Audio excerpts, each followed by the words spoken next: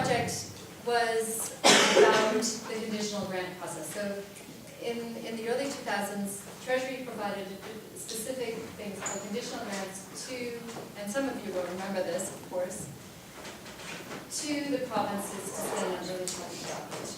And so these were ECD sites, not necessarily grade R sites. So they had targeted 4,500 sites. It was to give subsidies for provincial salaries. It was to disperse resource kits, create advocacy, and support training of practitioners. So does this sound familiar? It just sounds like some of the stuff that the DD is proposing to do now. So essentially, the snapshot, we did this, so this is the slides from then, but this tells you what we did. So RTO was the terminology that people use for regional training organizations. Resource kits, advocacy campaign, monitoring and evaluation, and the provincial grants period started earlier.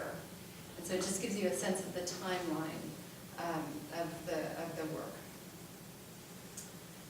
So we were asked to look at the training and how satisfied they were with the training organizations. We were also asked to implement an M&E system with them, or monitoring and support system really, not really an E system. And we were also looking at whether or not the provincial grant implementation was working well.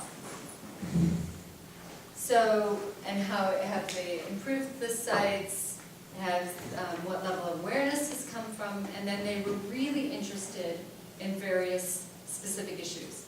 Social development registration, which we spoke about. The grade R admission policy was another key issue. The social grant disbursement, that's the grants to the learners. So were the practitioners aware of kids in need in their class who hadn't accessed at that point on the conditional grant, or the grant, child support grant.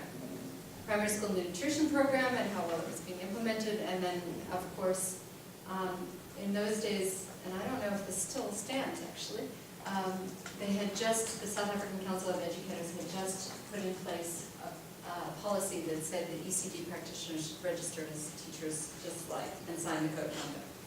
I suspect it's still in and so those were specific issues that were interested. So this was a monitoring and not a research project. So what is it that we know about monitoring? You cannot say that this is a random sample, so you cannot say generalize to an entire province or even to a district. The monitoring visits may sometimes be biased. People sometimes are softer or harder on sites. Okay. And once most sites are monitored twice a year, then the results should be more representative because, as Mila was saying earlier, you're comparing apples with apples. But, of course, the system fell over before then. I'll come back to that. So the results were fairly reliable, except for the pity factor. So sometimes, and when we talk about the instrument, we'll go through it just now, people felt sorry for the ECD sites, and so they marked them at a higher rating than they should have. And that's something that we always have to be aware of. And so when we were training the officials, we were very conscious of that. And we had 4 quality control things, but still sometimes people messed with the instrument and that kind of stuff.